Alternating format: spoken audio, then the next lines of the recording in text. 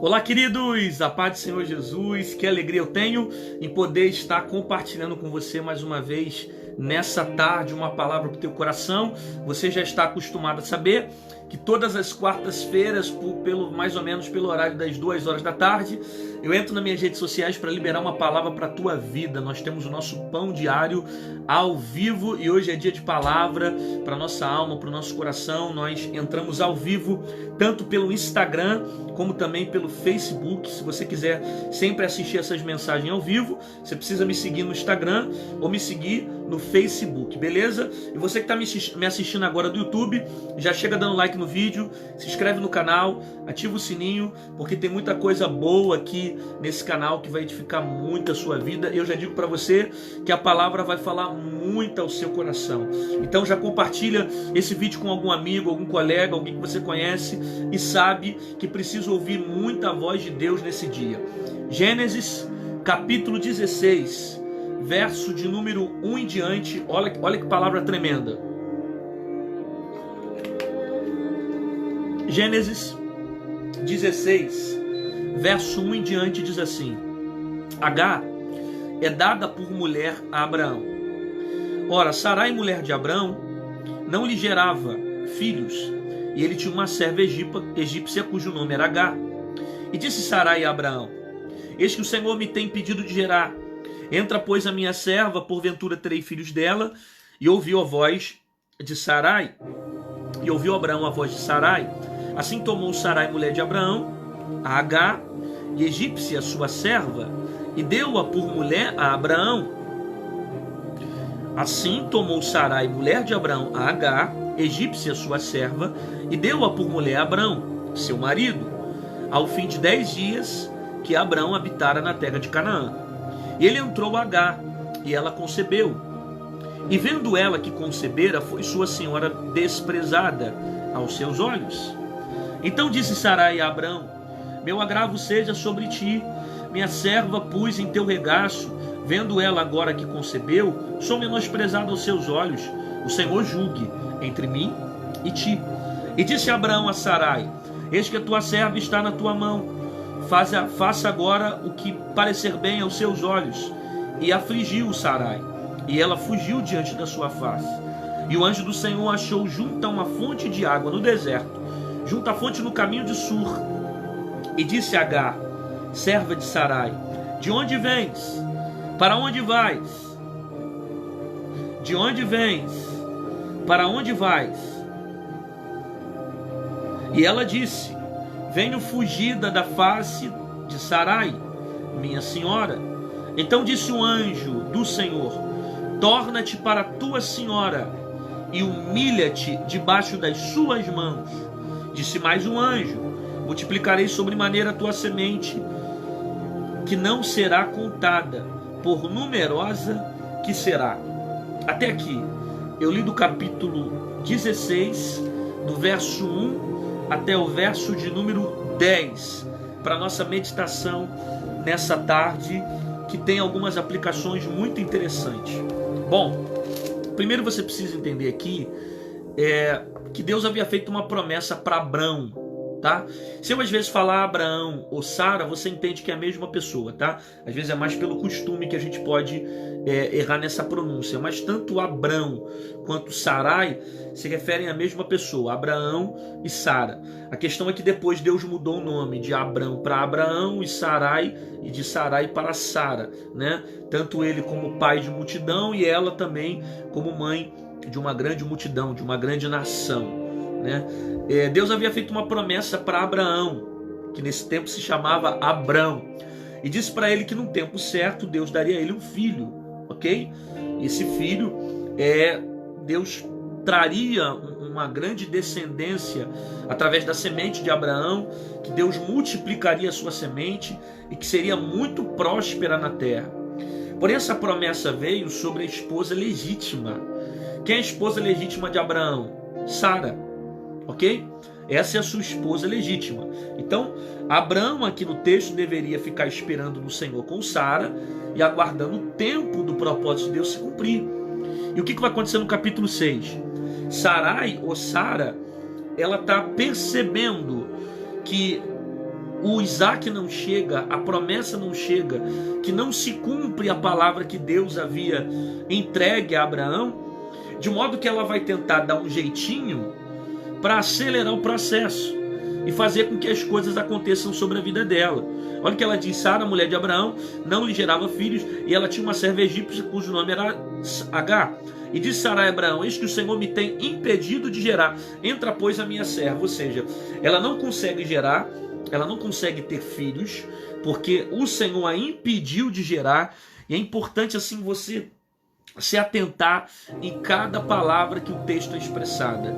O Senhor a impediu de gerar.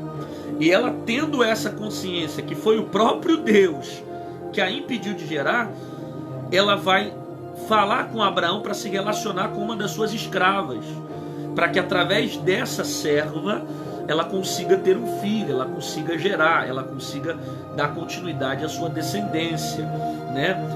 Isso aqui é muito normal nessa época, né? Na Mesopotâmia, há muitos anos atrás, quando uma mulher não dava filhos, ela era cultural, diante da sociedade que ela vivia, dar uma das suas escravas para o seu marido, e através da escrava o marido ele continuava a sua descendência, né? Porque a mulher que não gerava era vista como uma vergonha, era vista como uma pessoa humilhada, como uma pessoa que não tivesse nenhum poder significativo da sociedade. A mulher era muito valorizada pela fertilidade, pela quantidade de filhos que ela poderia gerar, de modo que o homem poderia até mesmo se divorciar da mulher se a mulher não desse filhos nessa época. Isso para vocês verem como eles levavam a sério a questão de manter a descendência, de continuar tendo filhos. Então, ela não pode gerar, e ela vai dar uma das suas escravas para Abraão se relacionar. Só que a questão é que Abraão havia ouvido a voz de Deus no capítulo 15 de Gênesis. O que Deus falou com ele? Que no tempo certo Deus daria para ele um filho. Só que o texto vai dizer que Abraão vai decidir ouvir a voz de Sara. Ele ouve a voz de Sara, decide se relacionar com Agar. Aí ele se relaciona com Agar. De Agar vai nascer um menino, vai nascer Ismael. E o que vai acontecer é que depois que o garoto nasce, Sara se sente menosprezada por Abraão. Ela se sente angustiada porque parece que ela sente que Abraão está tratando ela diferente, ela se sente menosprezada, enfim. Na verdade, a gente sabe no texto que a culpa está alcançando o coração dela e ela vai passar a culpa para Abraão. Abraão, de alguma forma, mais uma vez, se mantendo omisso, né? Porque ele deveria ter se posicionado antes, quando Deus falou com ele, deveria ter se posicionado agora, quando ela está se sentindo menosprezada e ele não se posiciona, ele simplesmente vai pegar a serva e vai dizer: olha, eu passo Agar para as suas mãos, faça dela o que você quiser. O que vai acontecer? Sara tomada de raiva, Sara tomada de ódio com aquela situação, ela vai afligir Agar, ela vai humilhar Agar, ela vai fazer mal para Agar. Agar não vai suportar a aflição, o desprezo, e o que vai fazer? Ela vai fugir, ela vai embora, de modo que ela foge para o meio de um deserto. O anjo do Senhor vai achar ela próxima a uma fonte de água no deserto, junto à fonte do caminho de Sur. Agar foge porque ela não suporta o que ela viveu dentro de casa com Sara. Agar foge por causa das aflições que ela sofreu de Sara, de toda a violência psicológica, física, emocional que ela sofreu de Sara. Então ela foge. Quando ela foge, ela vai para o deserto, ela está diante de uma fonte. O anjo vai até ela. Está no texto. O anjo do Senhor vai até ela e pergunta para ela: de onde vens e para onde vais? Gente, presta atenção na pergunta do anjo. Ó. E disse Agar, serva de Sarai: de onde vens? Para onde vai? Aí você vai perceber a resposta dela: eu venho fugida da face da minha senhora. Ou seja, eu estou fugindo. Só que ela só responde isso. Aí o anjo diz para ela: torna-te para tua senhora, te humilha debaixo das tuas mãos. porque a tua descendência será grande. Multiplicarei sobremaneira a tua semente, e não será contada, por numerosa que será. Até aí. O texto até continua, mas eu quero aplicar até esse período aqui. Isso que eu acabei de falar para você é um pequeno resumo do texto que está inserido no contexto do capítulo 16 em diante. E existem algumas aplicações dentro dessa história que são muito pertinentes para a nossa vida.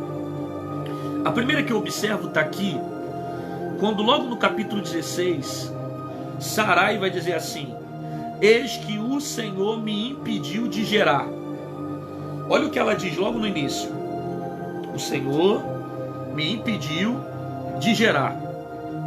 Aí por causa disso ela vai dar uma das escravas para Abrão se relacionar e construir ali a sua descendência. Será que ela não consegue ter a percepção? Porque a percepção ela tem, mas a consciência que ela não deve passar um sinal que está vermelho para ela. Porque ela mesma está dizendo para nós no capítulo 16 que ela sabe que foi o Senhor que a impediu de gerar. Bom, se ela sabe que foi Deus que fechou a madre, que foi Deus que a impediu de gerar, por que ela continua insistindo? Por que ela continua batendo na mesma tecla? Por que ela está tentando dar um jeitinho para fazer as coisas acontecerem de forma mais fácil? Se ela mesma já tem a consciência que foi o Senhor que a impediu de gerar. Ela tem a consciência que foi Deus que fechou. Ela tem a consciência que foi Deus que impediu de gerar. Ela tem a consciência que foi Deus que trancou tudo, mas mesmo assim ela insiste. Insiste quê? Em querer viver pelas suas próprias vontades. Ela está tentando dar um jeitinho para que as coisas aconteçam mais rápido. Ela está tentando dar um jeitinho para tentar ajudar Deus. Como se Deus precisasse da minha ajuda para fazer alguma coisa. Como se Deus precisasse da minha mão, do meu conhecimento, da minha influência para fazer alguma coisa. Se Deus mandou esperar e disse que no tempo determinado Isaac ia nascer, era só esperar, amigo. É o tempo certo. É o propósito que o próprio Deus estabeleceu sobre a vida deles. Ela tem a percepção que foi Deus que fechou. Só que ela não se contenta com o fato de Deus ter fechado. Isso é muito perigoso. Quando você já sabe que foi Deus que fechou, quando você já sabe que Deus trancou, quando você já sabe que Deus foi lá e travou tudo, e agora você está insistindo em tomar decisões que são contrárias à vontade de Deus para a sua vida. Sabe que Deus fechou, mas está tentando procurar um jeito de abrir. Sabe que foi Deus que fechou, mas está tentando procurar um jeitinho para que as coisas aconteçam de acordo com as suas vontades. Ela dá um jeitinho. E qual o jeitinho dela? Abraão, vem cá. Se relaciona aqui com a escrava, com a serva, Agar, ela chama de serva. Se relaciona com a serva, com a minha serva, e me dá filhos através dela. Aí o texto diz: ouviu Abrão a voz de Sarai. Preste atenção. Ouviu Abraão a voz de Sarai. Por que ele não ficou ouvindo a voz de Deus? Deus falou com ele no capítulo 15, gente. No capítulo 15, Deus está animando Abraão e prometendo a ele um filho. Agora, a questão é por que ele para de ouvir a voz de Deus para dar ouvidos à voz de Sara? Será que a gente não percebe que toda vez que a gente para de ouvir a voz de Deus para dar ouvido às vozes humanas, a gente se perde, a gente se decepciona, a gente se frustra? Sempre que eu decido ouvir a voz dos homens, eu me perco, eu erro. Eu sempre erro quando eu paro de ouvir a voz de Deus. Eu sempre erro quando eu paro de escutar a sua voz. Eu sempre erro quando eu decido parar de ouvir a voz de Deus para ouvir a voz dos homens. Tem gente assim, que prefere ouvir a voz do marido do que ouvir a voz de Deus. Prefere ouvir a voz da mulher do que a voz de Deus. Prefere ouvir a voz do pai do que a voz de Deus. Prefere ouvir a voz da mãe do que a voz de Deus. Prefere ouvir a voz do namoradinho que conheceu ontem do que a voz de Deus. Prefere ouvir a voz da amiga do que a voz de Deus. Prefere sentar numa roda para pedir conselhos de amiguinha, de coleguinha, do que ouvir a voz de Deus. Tem gente assim, que prefere ouvir a voz dos homens. Será que você ainda não entendeu que a Bíblia diz para nós que os homens são falhos? Que maldito é o homem que confia no homem? Será que você ainda não entendeu que a Bíblia diz que o coração do homem é enganoso? Então por que você insiste em ouvir a voz dos homens do que ouvir a voz de Deus? A questão não é Deus falar, porque Deus falou com Abraão. A questão é que eu estou decidindo ouvir a voz dos homens do que ficar com aquilo que Deus trouxe para mim. Por quê? Por que será? Que nem sempre aquilo que Deus fala comigo é aquilo que eu quero ouvir no momento. Deus está falando de uma forma que eu não quero. Não, eu quero que Deus abra, eu quero que Deus faça. Eu quero agora, eu quero nesse momento. Só que Deus não vai fazer agora. Então é mais fácil ouvir a voz daqueles que vão massagear o meu ego, me apresentando uma oportunidade mais fácil, do que a voz de Deus, que vai me fazer andar num caminho mais difícil, num caminho onde eu tenho que aprender a esperar, no caminho onde eu tenho que arrancar a ansiedade, no caminho onde a ansiedade não pode dominar minha mente, no caminho onde eu preciso me adequar à vontade de Deus. Ele prefere ouvir a voz de Sara do que ouvir a voz de Deus. Guarda isso aqui que eu vou dizer para você. A proposta do diabo, ela sempre vai ser mais rápida. A proposta de Deus, ela sempre leva tempo. Quando Deus diz para você que tem um tempo determinado para que certas coisas aconteçam, o diabo vai tentar vir na frente para te apresentar uma proposta mais fácil, um caminho mais fácil, para desvirtuar você do plano de Deus. Porque as coisas de Deus geram tempo. As coisas de Deus estão ligadas a um propósito. O diabo sabe que você prefere o momento. O diabo sabe que você prefere as coisas mais rápido. Então a proposta dele é para agora, é para esse momento. Entende isso aqui? Só que o problema daquilo que o diabo te oferece hoje é que geram marcas, feridas, que vão traumatizar a tua vida a ponto de você não conseguir viver o tempo que Deus quer que você vivesse. Por quê? Por causa da precipitação, por causa da ansiedade. Então a proposta do diabo é mais rápida. O caminho que ele vai te entregar vai ser mais rápido. Faz isso aqui, se você vai lá, der a escrava, para se relacionar com ele, vai nascer um menino e pronto, você vai gerar. A proposta é mais rápida. Mas foi isso que Deus falou com Abraão, no capítulo 15. No tempo determinado, na hora certa, você vai ter um filho de Sara, da esposa legítima. Você não precisa forçar o caminho para que as portas se abram. Você não precisa bajular as pessoas para que as portas se abram. Você não precisa ficar puxando o saco de gente que não deve para que as portas se abram. Você não precisa ficar tentando, entrar em lugares que Deus não quer que você entre para que as portas se abram. Porque quem vai abrir o caminho mais rápido é o diabo. Quem vai criar uma proposta mais rápida é o diabo. Deus não. As coisas não acontecem no seu tempo, as coisas não acontecem da forma que você quer. O que vem de Deus tem um propósito, tem um período certo e tem um tempo certo para se cumprir sobre a sua vida. Então muito cuidado com isso, que a proposta do diabo é mais rápida e a de Deus vai levar tempo. Porque Deus não vai entregar nada para os seus filhos de mão beijada. Tudo que você recebe de maneira fácil e rápida, você não dá valor. Então, Deus faz o tempo acontecer para te ensinar, para te tratar, para te dar experiência e para você valorizar os feitos que Ele está fazendo sobre a sua vida. Para que lá na frente você veja que essa obra só poderia ter sido feita se fosse da mão de Deus. Por isso, que através das suas mãos, você fez o cara se relacionar com a escrava. Mas somente da mão de Deus que você tem você consegue o poder da estéril, da luz, daquela que não concebia, daquela que não tinha condições de ter filhos. Aí, Abraão vai lá, se relaciona com a escrava, gera um filho, nasce Ismael. Aí o que o texto diz? Que Sarai se sente menosprezada porque Abraão, no caso de Abraão, havia se relacionado com Agar, e Agar concebeu, e por causa dessa situação, Sarai se sente menosprezada. Olha que estranho isso. Mas não foi ela que arrumou um jeito do marido dela se relacionar com a escrava?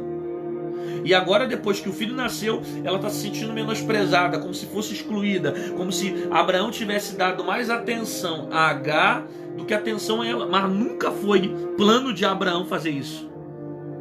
Nunca foi desejo de Abraão realizar isso. Ele erra por omissão. Mas ele não erra aqui pelo fato de ter partido dele a iniciativa de se relacionar com a escrava. A ideia aqui é de Sara. O projeto aqui é de Sara. Quem está se precipitando influenciou a precipitação foi Sara, ou Sarai. A ansiedade foi dela. Abraão caiu no papo, ouviu a voz dela, se relacionou com a escrava. Aí depois que o garoto nasce, o que acontece? Ela se sente menosprezada. Ela se sente menosprezada. Entra algum tipo de sentimento no coração dela pelo fato de Abraão ter se relacionado com Agar e a criança ter sido gerada. Você está percebendo aqui que mais uma vez ela está transferindo a culpa? Toda pessoa que não reconhece os seus erros, ela transfere para o outro aquilo que é responsabilidade dela. Ela está dizendo que a culpa aqui é de Abraão, porque ela está se sentindo menosprezada.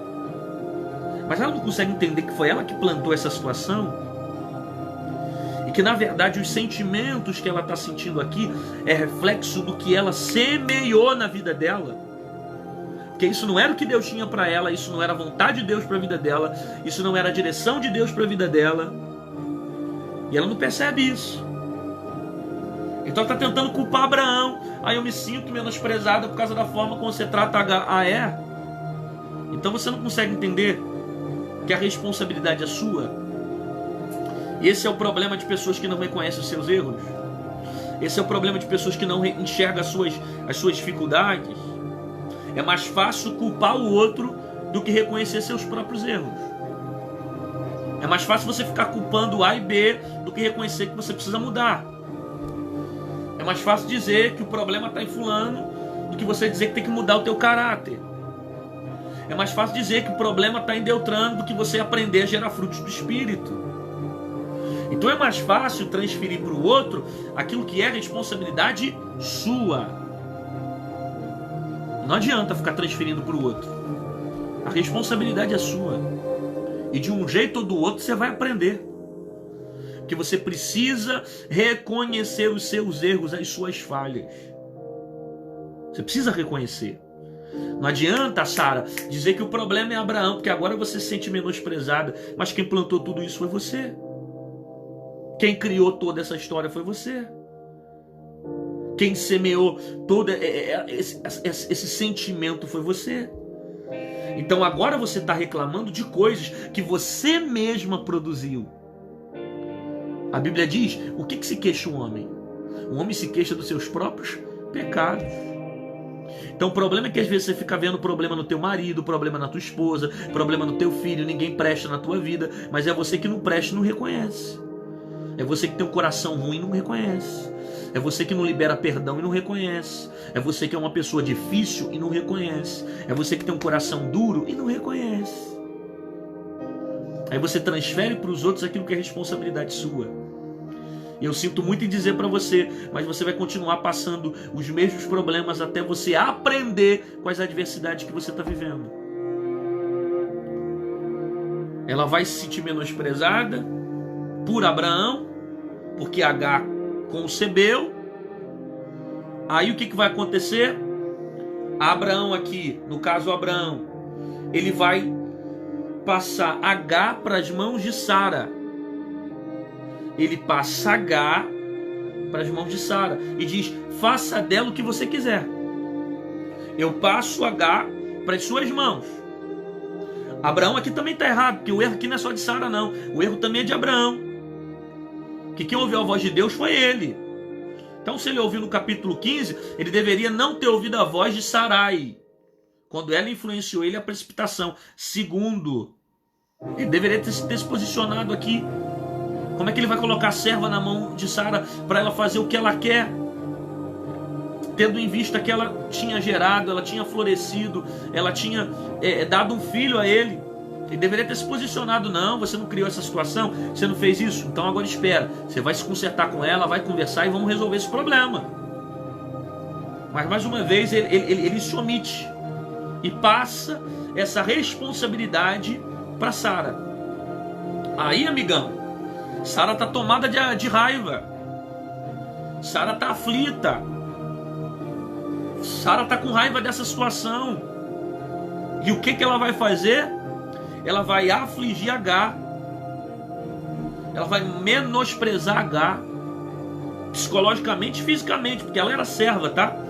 E sendo escrava, ela poderia sofrer até mesmo algum tipo de violência, algum tipo de... Imagina o que ela poderia passar. De modo que H não vai suportar as aflições de Sara. Está no texto. E não suportando as aflições de Sara, ela fugiu da face da sua senhora. Tá pegando isso aqui ou não? Aí ela foge por quê? Porque ela não suporta que ela viveu na casa de Abraão. Ela foge porque ela não está suportando as aflições de Sara. Aí ela mete o pé, vai embora. Aí ela vai embora e para diante de uma fonte próxima ao deserto. Ela está junto à fonte no caminho de Sur. Está dentro desse deserto. Aí um anjo do Senhor vai até H para falar com ela. Olha que coisa louca isso aqui. Um anjo desce para falar com H. Porque o problema ficou tão enrolado dentro dessa família que Abraão não resolveu, Sara não resolveu e H fugiu. Que não aguentou a peteca, não aguentou suportar as aflições de Sara. E quanto mais Sara tentava resolver, pior ficava. Que é a solução da cabeça de Sara? Já que Abraão passou ela para minha mão, ela foi lá e afligiu a menina. Afligiu H e H fugiu. Então tem um problema terrível nessa família que ninguém resolveu. Abraão não resolveu o problema, Sara não resolveu o problema, e H, vendo tudo que estava acontecendo, não suportando o peso do que estava naquela família, fugiu. Tem problemas que a gente entra no meio da família que é tão enrolado que só Deus para resolver.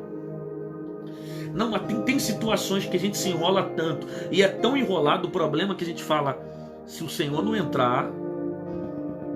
Você vai ver que no capítulo 16 que quem resolve esse problema não é Sara e nem Abraão. Quem resolve esse problema é o anjo. Desce, volta para a casa de Sara, se humilha. Eu tenho uma promessa para você. O anjo desce e contorna toda essa situação. Porque tem problemas que nós passamos dentro da nossa família que só Deus tem o poder de resolver. Às vezes situações que nós mesmos criamos, problemas que nós mesmos plantamos. E a gente fala: rapaz, está tão enrolado esse negócio aqui que se não for a mão do anjo aqui, se o anjo não descer, não resolve não. Porque eu tentei resolver, piorou. Fulano tentou resolver, piorou. A coisa só está apertando. Então tem situações que somente o anjo do Senhor tem poder de resolver. E glória a Deus que Ele também resolve os meus dilemas. Glória a Deus que Ele também resolve os meus problemas. Glória a Deus que não existe para Ele problema impossível que não seja capaz de contornar e me trazer a solução. Ele resolve os meus problemas. Ele resolve a minha dor. O anjo vai descer para falar com H, para resolver um problema que Abraão, nem Sara e nem H conseguiu resolver. Porque os problemas que você não consegue resolver, Deus tem o poder de resolver por você. Eu estou pregando para alguém que está passando por problemas na sua família, na sua casa, no seu casamento, com o seu filho, e você está dizendo, ninguém resolve isso aqui é impossível, quanto mais eu tento, pior fica, quanto mais eu faço, mais a coisa vai piorando, e eu não vejo nada sendo resolvido. Você pode não ter conseguido, mas o anjo do Senhor tem poder de contornar e trazer a solução que você precisa. Aí o anjo chega diante de Agar, e olha a pergunta do anjo: de onde vens? Para onde vai? Olha a pergunta do anjo: de onde vens? Para onde vais? Agora olha a resposta dela. Olha a resposta: eu venho fugida da face da minha senhora. A pergunta do anjo é essa: de onde vens? Para onde vais? E a resposta dela: eu estou fugida, eu venho fugindo da face da minha senhora. Ela só responde a primeira pergunta do anjo. Qual foi a primeira pergunta? De onde vens? Então ela respondeu que ela veio da face da senhora. Agora a segunda pergunta do anjo é: para onde vais? Procura no texto ela respondendo para onde vai. Pode ler Gênesis 16. Você não vai encontrar ela dizendo para o anjo para onde ela está indo. Ela responde de onde veio, mas ela não diz para onde vai. Por quê? Porque quem está fugindo nunca sabe para onde vai. O anjo pergunta: de onde tu veio? Para onde tu vais? E ela vai responder de onde veio, mas ela não diz para onde vai. Ela só responde de onde vem, mas não responde de onde, para onde está indo. Ela responde de onde vem, mas não responde de onde vai. Porque quem está fugindo não sabe para onde vai. Quem está fugindo se perde. Quem está fugindo não tem destino. Quem está fugindo não tem propósito. Então ela consegue responder o anjo de onde ela veio, mas ela não consegue responder o anjo de onde, para onde ela está indo, para onde ela vai. Porque todas as vezes que você decide desobedecer à voz de Deus, você se perde. Eu vou repetir isso. Todas as vezes que você decide desobedecer à voz de Deus, você se perde. Você até sabe de onde veio, mas você não sabe para onde vai. Porque quando você desobedece à direção de Deus, você se perde. Você não sabe para onde congregar, você não sabe para onde tem que ir, você não sabe qual atitude tomar. Você está fugindo. Quem está fugindo não tem propósito. Quem está fugindo não tem direção. Quem está fugindo não tem foco. Porque quem foge só quer sair de uma situação que está amargurando o coração dela. Só que o problema de tomar uma atitude baseada nos impulsos que você está sentindo é que vai te levar para longe da direção de Deus, amiguinho. Aí você não sabe para onde vai. Aí você não sabe o que fazer. Aí você não sabe como reconstruir tua vida. Aí você não sabe para onde tem que ir. Por isso que toda pessoa que sai da igreja e não tem uma direção para onde está indo, é porque está fugindo. Não tem direção de Deus. Quando Deus te tira de um lugar, Ele te tira com um propósito. Deus não te tira de um lugar sem direção, a não ser que Ele quebre um protocolo para realizar algo futuro. Mas na maioria das vezes Deus trabalha com princípios. Deus te tira debaixo de um posicionamento, de um propósito, de uma direção. Entendeu isso aqui? Então preciso entender que toda vez que eu decido fugir, eu me perco. Todas as vezes que eu decido desobedecer à voz de Deus, eu me perco. Aí você está vendo um monte de gente perdida, pulando de galho em galho, igreja em igreja. Um monte de gente perdida, que fica para lá, para cá, que não tem compromisso com nada, que não tem direção com nada. Um monte de gente perdida que não sabe o que fazer, não sabe para onde ir. Porque quem está fugindo não sabe para onde vai. Está perdido, está sem foco, está sem direção. não tem caminho, não sabe para onde ir, não sabe a escolha certa a fazer, não sabe como tomar a atitude certa. Ele está fugindo. Ele só quer sair do problema. Mas quem disse que Deus queria que você saísse do problema? Quem disse que Deus queria que você saísse do meio da confusão? Será que Deus não queria tratar com você no meio daquela adversidade?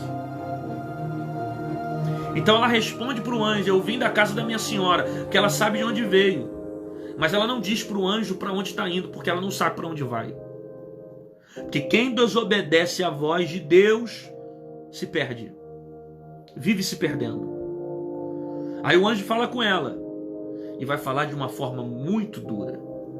Ela não queria ouvir isso aqui. Isso aqui é difícil de ouvir. Ela não tinha vontade de ouvir isso aqui, porque ela está fugindo. Ela saiu da casa da sua senhora. Aí olha o que o anjo vai dizer, palavra dura para ela. Torna-te para tua senhora.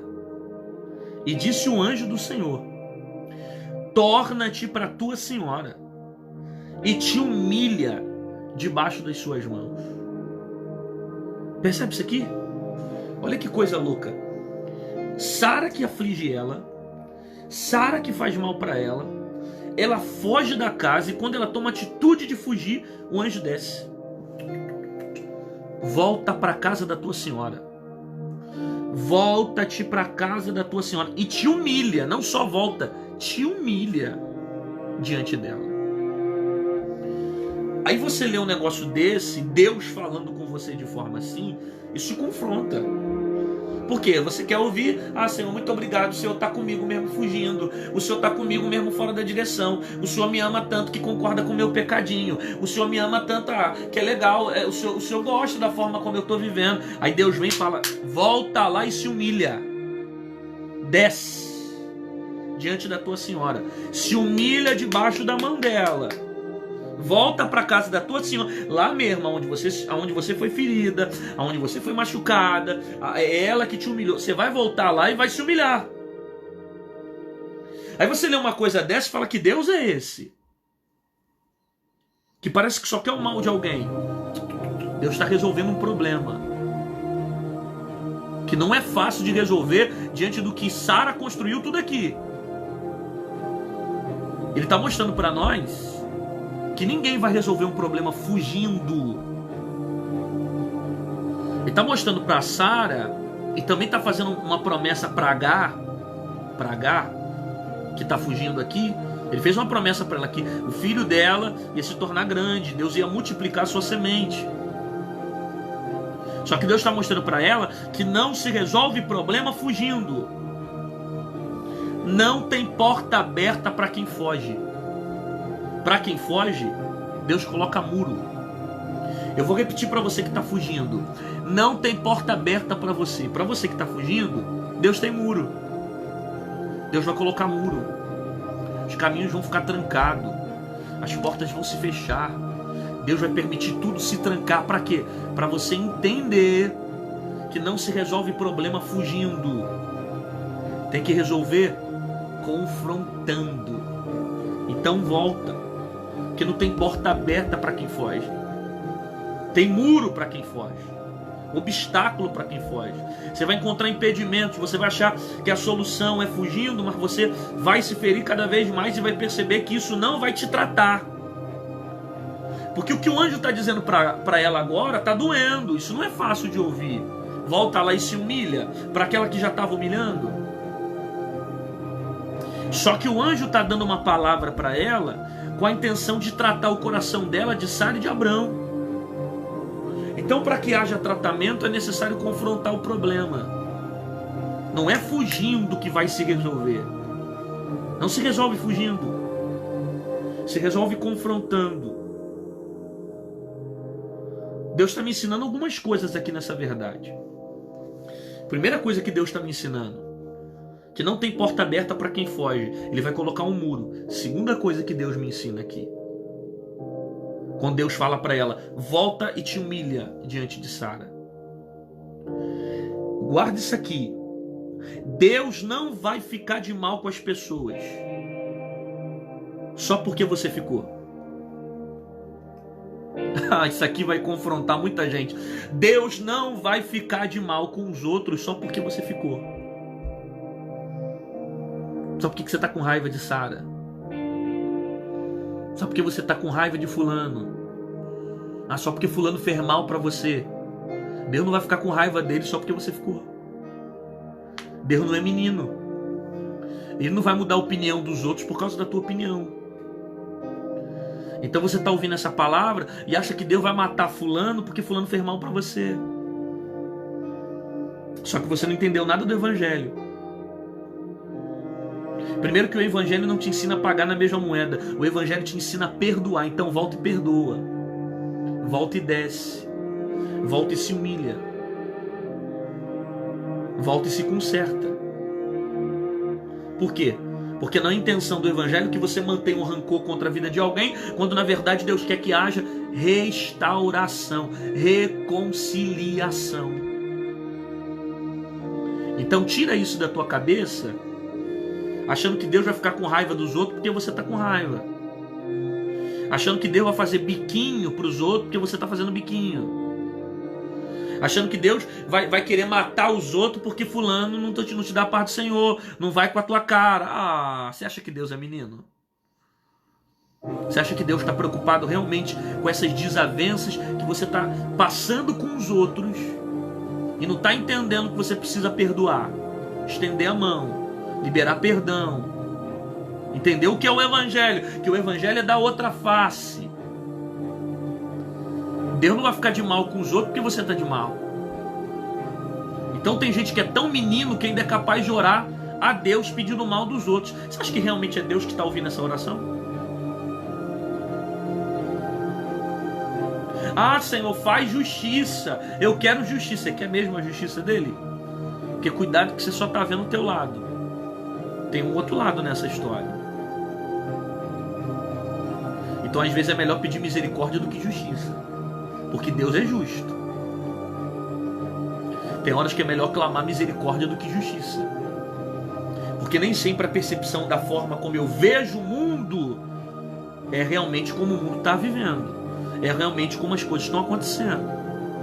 Então às vezes eu estou errado nas minhas opiniões. Às vezes eu estou errado nos meus valores. Às vezes eu estou errado em algumas coisas que eu preciso me adequar à palavra de Deus, à vontade de Deus.